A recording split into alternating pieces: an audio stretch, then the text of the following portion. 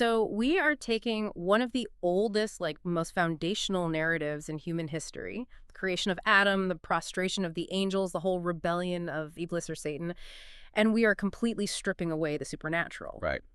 Completely. Yeah, like no talking clay, no winged beings living in the clouds, definitely no literal cosmic rebellion taking place in some ethereal throne room. Exactly. None of that. Instead, we are looking at this radical assertion by the 20th century thinker Allama Parvez right out of the gate.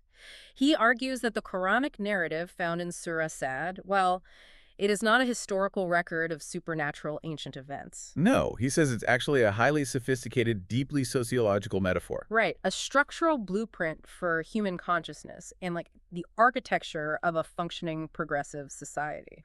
And to understand the sheer magnitude of that shift, you really have to realize that for centuries, the Orthodox approach has treated these verses as literal ancient history. I mean, people read it as a chronicle of a prehistoric celestial dispute. Just a story about things that happened long ago. Exactly. Huh.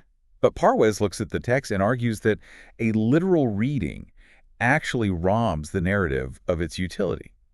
Because if this is just a story about a spiritual being getting angry at a biological human millions of years ago, I mean, what does that have to do with inflation? Yeah. Or what does that have to do with systemic corruption or the collapse of public infrastructure? Oh, wait, right. So Parvez's thesis is that the text is laying down an immutable mechanism for human civilization, using these figures as symbols for psychological and socioeconomic realities. Yes. That is the core of it. Let me just set the stage for you listening to this, because we need to establish our mission today. We are doing a deep dive into the translated treatises and socio-religious commentaries of Ghulam Ahmad Parvez, specifically focusing on his analysis of 38th chapter, Surah Sad, verses 79 to the end. And it is a fascinating section to unpack. It really is. Yeah. So our mission for this deep dive is to test his thesis. Can stripping away the supernatural from this ancient text actually give us a working, rational blueprint for modern political and economic accountability? Because the structural core he extracts from this is just, well, it's absolutely brilliant. Yeah. In Parvez's reading, Adam isn't just the first biological human being who walked the earth. Adam represents humanity's conscious, rational self, like the intellect, the ego. Right. And Iblis Satan represents our raw, unguided emotions. Yeah. Our base physical drives, our instincts. Okay, but the linguistic path he takes to get there is crucial, right? Because he isn't just making these definitions up out of thin air. No, not at all. He isn't just trying to suit a modern agenda. He actually goes back to the root Arabic words used in the text. Which changes everything. It really does. For instance, when the text talks about the malaika, which is traditionally translated as angels, Parvez traces the root word back to malk, which denotes power, force, or capability. Wait, so he's saying that angels aren't beings? Right. In his framework, the angels bowing to Adam actually represent the physical forces of nature. So we're talking gravity, electricity, air dynamics, all being subjugated by human rationality and scientific inquiry. Wow, okay, so Adam, the rational intellect, is meant to govern the physical universe. Exactly. And Iblis, on the other hand, stems from roots denoting this fiery, uncontrollable emotion. It implies despair or rebellion against order, so it represents the internal biological instincts. So the tension between Adam and Iblis isn't a war between a holy prophet and an evil spirit. No, it's the internal tension within every single human being. And by extension, it's the political tension within every human society. Wait, I'm tripping up on something right here at the start, though. With that.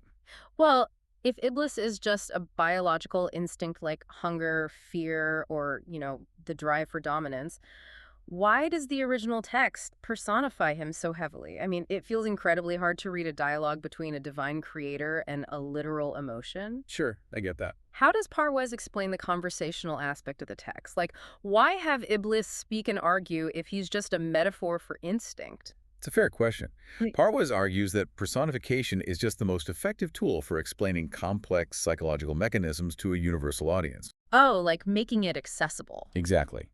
Think about how we describe our own internal conflicts. We say things like, my heart was telling me one thing, but my brain was arguing another. Yeah, that's true. We do that all the time. Right. We personify our internal drives all the time because the human mind just understands dialogue better than abstract psychiatric theory. Parvez argues the text utilizes this allegorical dialogue, what he calls signposts, to map out the architecture of human decision-making. So when instinct serves intellect, you get societal progress. Yes. And when instinct rebels and claims superiority over reason, you get chaos. And Parwes actually pinpoints the exact moment of divergence between these two forces. Right, the mistake. Yeah. It centers entirely on what happens when a system makes an error. And this is the big aha moment of the entire framework. This just blew my mind when I read his commentary. Both Adam and Iblis make a mistake in the narrative, right? They do. They both slip up. Yeah, they both cross a boundary.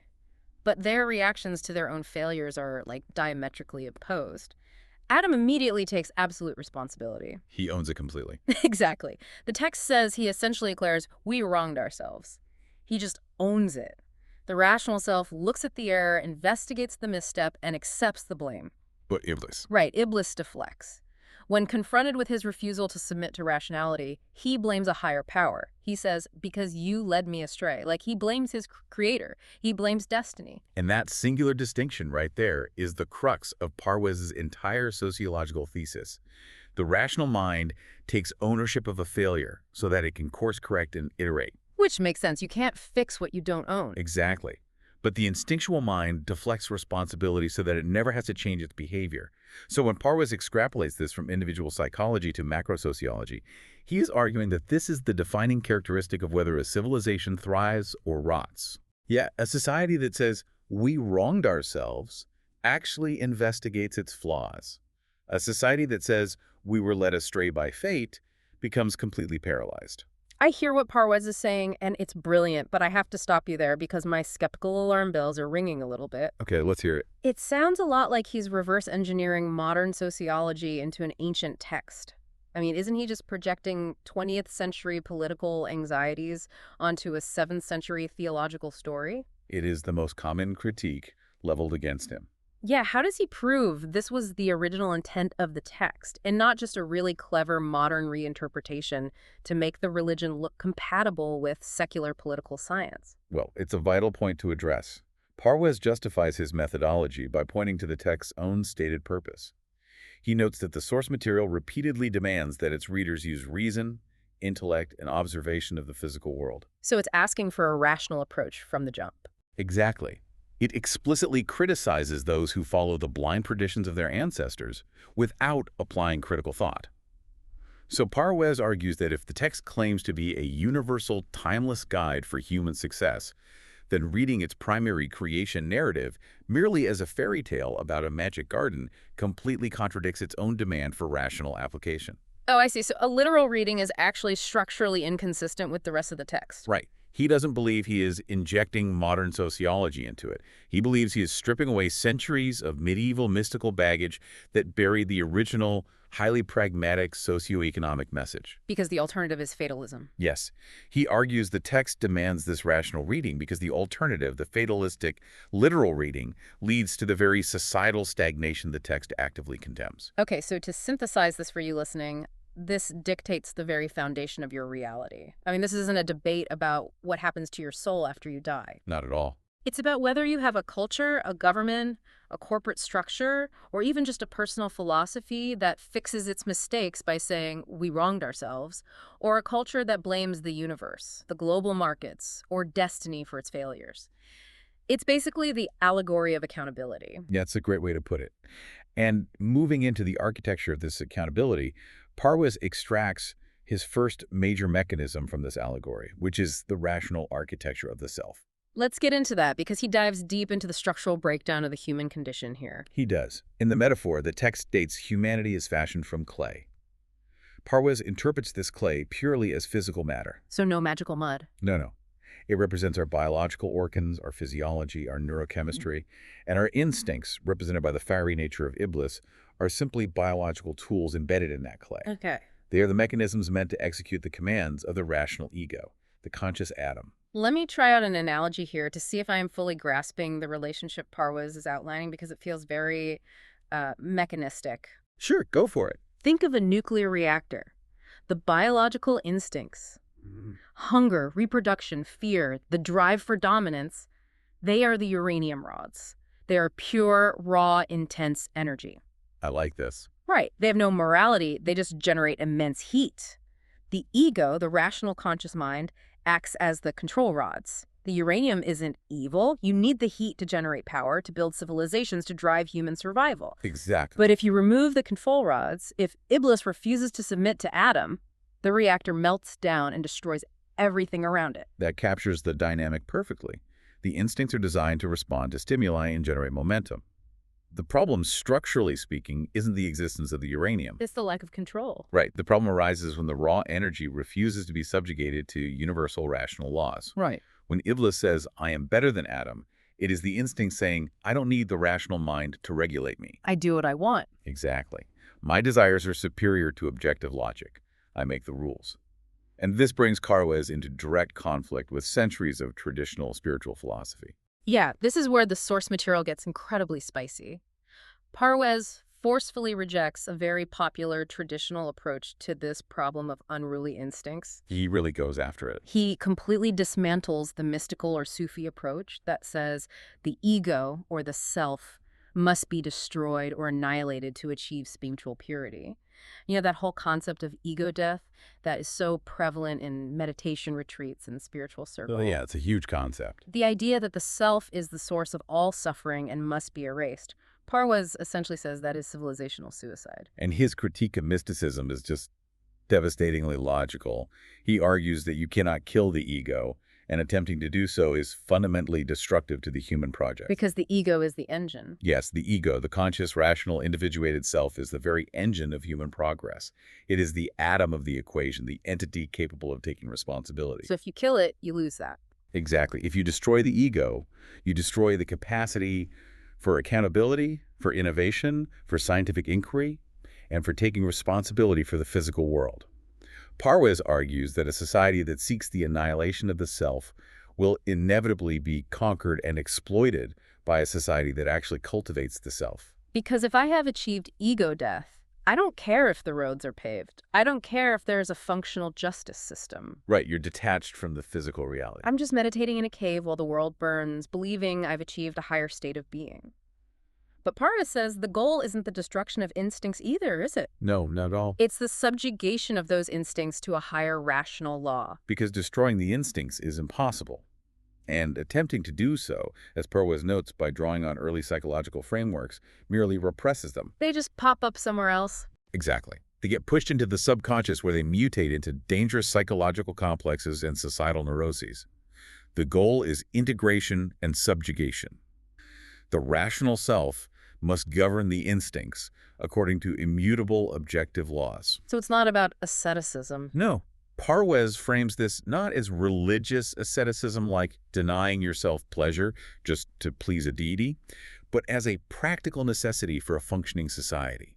You manage the uranium with control rods so you can power the city, not so you can dismantle the reactor. Parvez uses a very stark analogy in his text to make this concrete, though I think the reactor works well on a macro level. He talks about the human hand. Ah, yes, the hand analogy. Your hand is a tool, just like an instinct is a tool. If you let the instinct decide what to do on its own, bypassing the rational brain, the hand might blindly grab a knife and strike out in anger or fear or greed. It just reacts to a stimulus. Right. But if the rational self governs, the hand is just a tool taking orders. It can hold a scalpel to perform surgery or a trowel to lay bricks for a hospital. The hand isn't the problem. And the knife isn't the problem. Exactly. The issue only arises when the tool, the instinct, Iblis, rebels and says, I am superior. I don't need the rational mind. I act on my own desires. That is when a society tears itself apart through greed, corruption, and violence. And setting this against the backdrop of modern philosophy reveals just how nuanced Parvez's position is here. Because he critiques the Eastern mystical model for trying to destroy the ego, but he equally critiques the Western secular capitalist model. Oh, how so? Well, he argues that Western structures elevated the ego. They celebrated individualism and rational self-interest, but they removed the universal objective boundaries. Oh, I see. They let the ego run wild. Exactly. They allow the rational self to run rampant without a moral compass calibrated to absolute equity.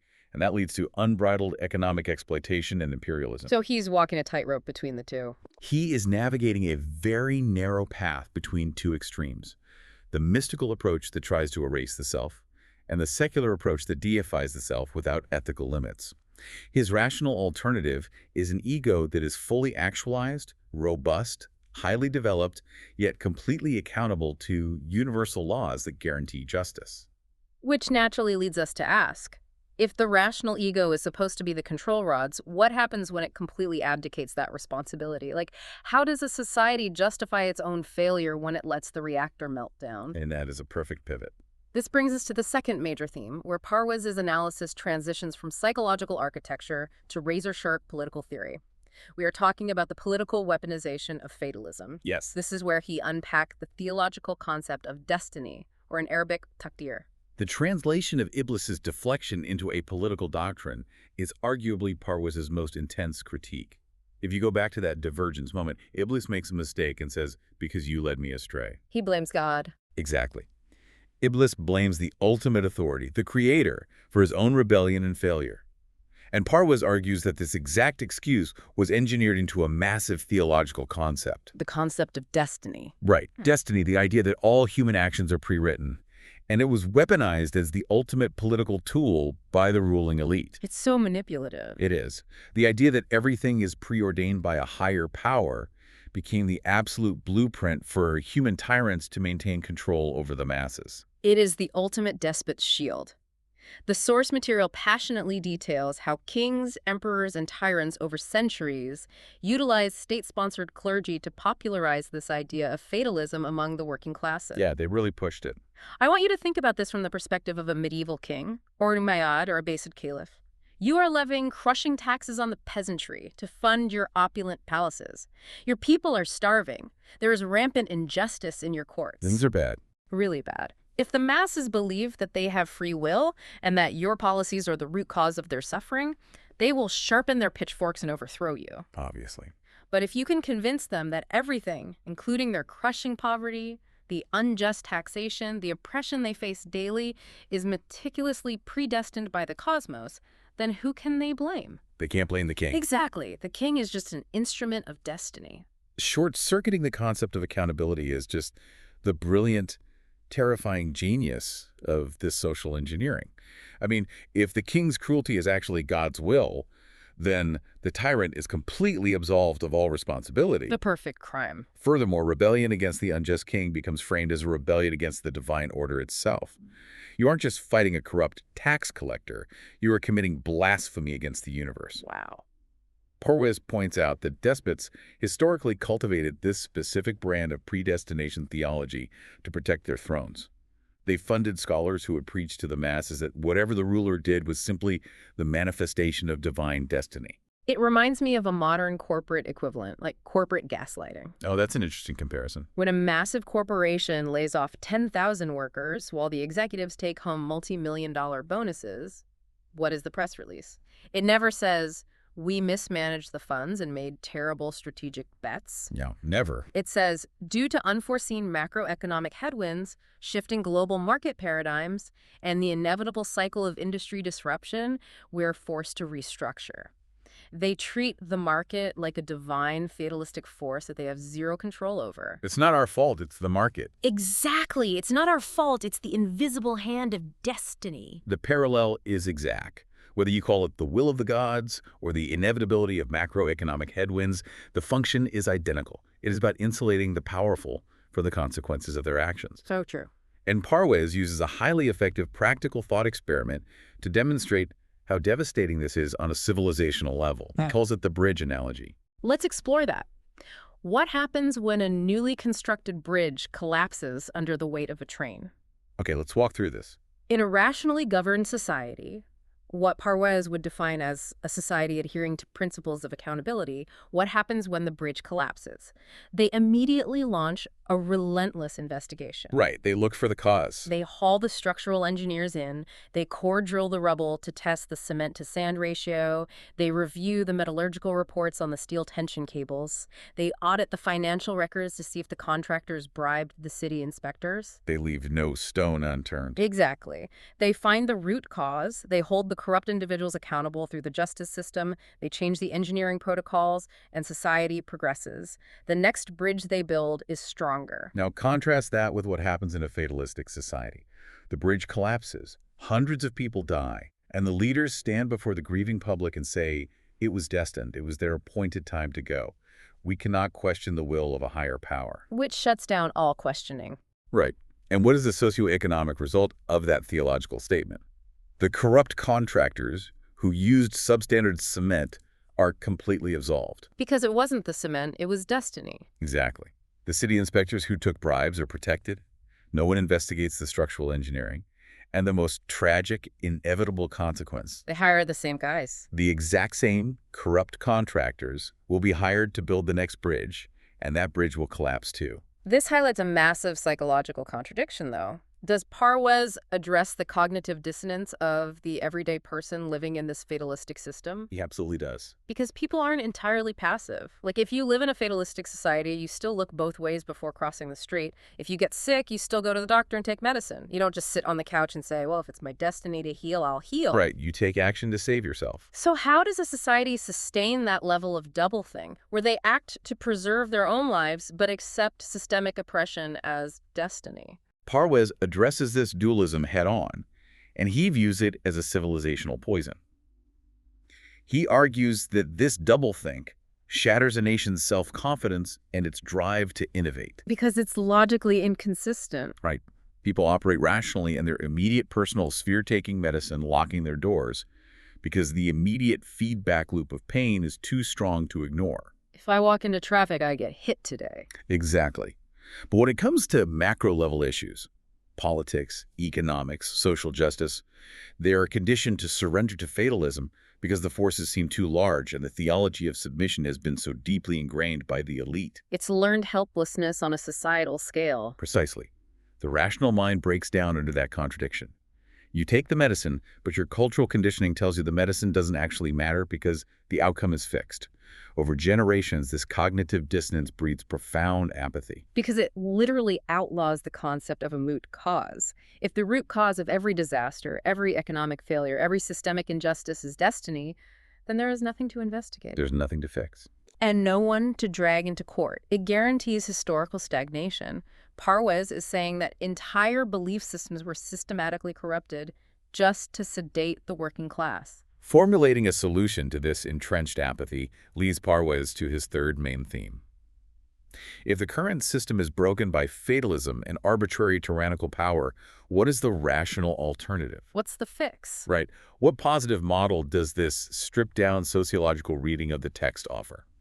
He finds the answer by contrasting the nature of human despotism with the mechanics of the physical universe. Which brings us to the ultimate rule of law. Exactly. Let's contrast this, because the difference between arbitrary power and immutable law is the foundation of his political theory.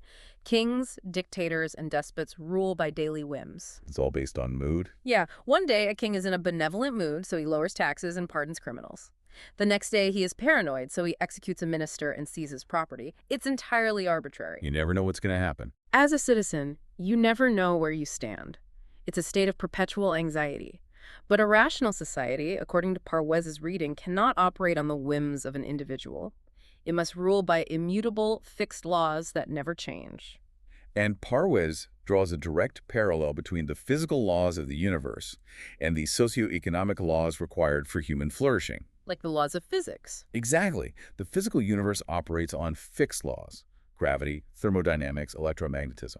These laws do not change based on who is interacting with them. Gravity doesn't care about your title. Gravity doesn't care if you are a peasant or a king. If you step off a cliff, the consequence is identical. And Parwez argues that a healthy human society must operate on the exact same principle. Yeah. Fixed, transparent, unchanging socioeconomic laws. Because that creates stability. This is what provides security. In a society governed by whims, the citizen is like a bird in a cage waiting for the owner to decide whether to feed it or kill it. Wow, that's grim. But in a society governed by the rule of law, the citizen is free because the boundaries are known, objective, and apply to everyone equally. And here is a stunning paradigm-shifting point from the text that completely upends traditional religious authority.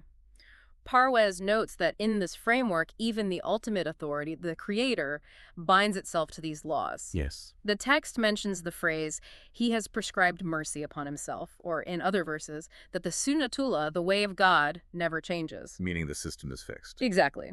Meaning, the creator of these laws does not violate them to perform arbitrary magic tricks. There are no arbitrary exceptions made from on high.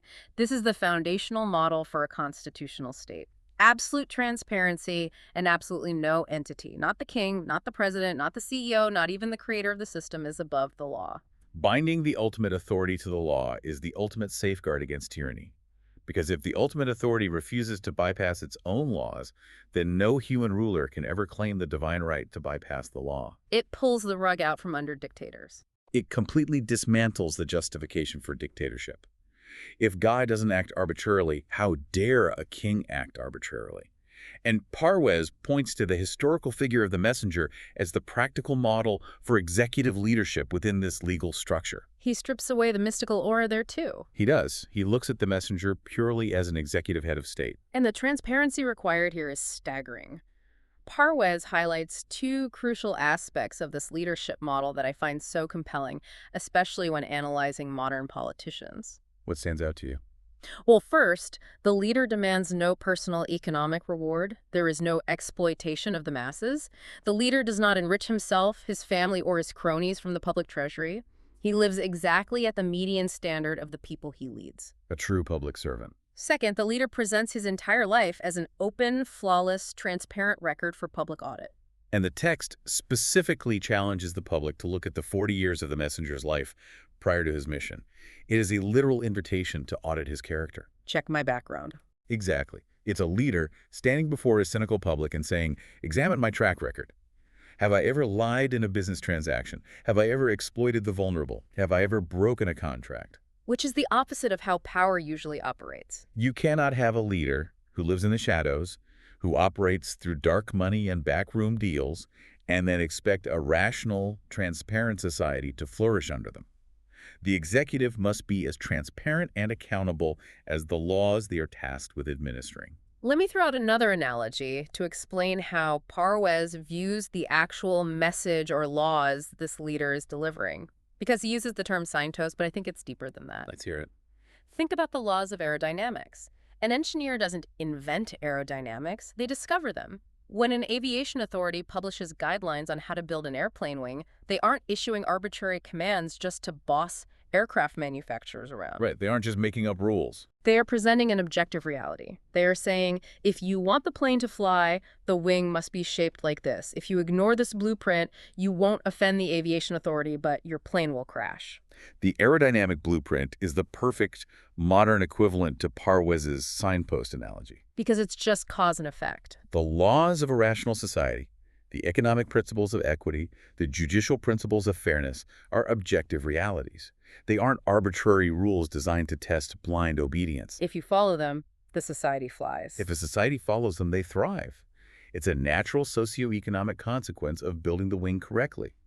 If they ignore them and build a society on exploitation and fatalism, they suffer the consequences. Poverty, inequality, collapse. They crash. So the laws exist independently of whether we like them. The profound shift in perspective here is realizing that the laws don't need the people. The people need the laws. The objective reality of economics and sociology doesn't change just because the society decides to vote against it or ignore it. Which brings us to the synthesis of this entire framework. We have covered a massive, sweeping architecture of human civilization based purely on stripping the supernatural away from a few ancient verses. It's a huge journey. We started with the internal, microscopic, psychological battle. Adam taking responsibility, representing the ego and the intellect, versus Iblis deflecting blame, representing the raw, unruly instincts. Right.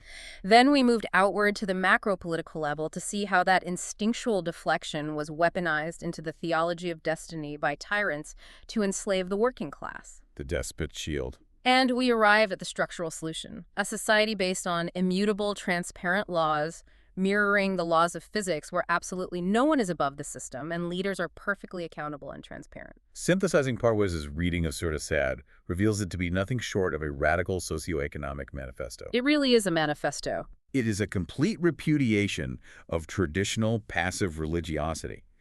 It demands the total, uncompromising rejection of fatalism in all its forms. It demands the establishment of immutable laws over arbitrary political power. No exceptions. And it demands the absolute requirement of accountability at every single level of existence, from the individual psychological ego taking ownership of its flaws, to the head of state opening their life to public audit. And viewing it through this lens completely redefines the theological concept of eternal damnation. It changes it entirely. Yeah, in this sociological reading, the eternal damnation of Iblis isn't some mystical fiery pit waiting in the afterlife to torture spirits. Damnation is a historical, earthly reality. It is the inevitable historical stagnation of any nation that refuses to take ownership of its systemic failures. It's stagnation. If a society adopts the mindset of Iblis, if it constantly blames external forces, if it says the global order is against us, or it is our destiny to be poor, or our corruption is just the will of God, that society is eternally damned in a historical sense. They are It will never progress. It will remain locked in a cycle of poverty, ignorance, and oppression, endlessly building bridges that collapse until it fundamentally changes its psychological foundation. It's a chillingly practical definition. I mean, if you don't find the root cause of why the bridge collapsed and you don't hold the corrupt builders accountable, the bridge stays broken forever. Exactly. That broken infrastructure, that poverty, that normalized corruption, that is your damnation. You are living in it. And conversely, salvation isn't a magical ticket to paradise granted for blind belief. It's work. Salvation in this context is the difficult, painful, highly rational process of Adam. It is the societal courage to stand up and say, we wronged ourselves. Our engineering was flawed. Our economic laws were unjust. Our leaders were corrupt. Taking the blame. Yes, we take full responsibility for this failure, and we will do the hard work of rebuilding it better. That is the only rational path forward for human civilization. Which leaves us with a final, lingering thought to explore. And it's something I want you to really mull over as you go about your day. We might sit here listening to a deep dive on our smartphones and think we are incredibly advanced. We like to think we are. We might think we've completely outgrown medieval kings using destiny to avoid blame. We don't believe in the divine right of kings anymore. But look around at our modern, highly sophisticated institutions. Oh, they do the exact same thing. Look at our global economy. When a massive financial crisis hits, wiping out millions of middle-class jobs and destroying pensions, or when a systemic failure occurs in our supply chains or public health infrastructure, how often do our modern leaders actually stand up before the public and say, we wronged ourselves, our policies were flawed, and we take full responsibility? Almost never. Or how often do they deflect? How often do they blame the invisible hand of the market? How often do they point to unforeseen global trends or supply chain inevitabilities or historical economic cycles? The mechanisms of deflection have just evolved, have been rebranded. Have we really adopted the rational accountability that Parwez outlines? Or did we just invent new, shiny, secular words for destiny to let the powerful off the hook? Think about that the next time you hear a CEO or a politician explain away a systemic failure as just the way the world works. The aerodynamic blueprint for a just society is there. The signpost is pointing the way. The question is, who is at the wheel and what are they blaming when the car veers off the cliff?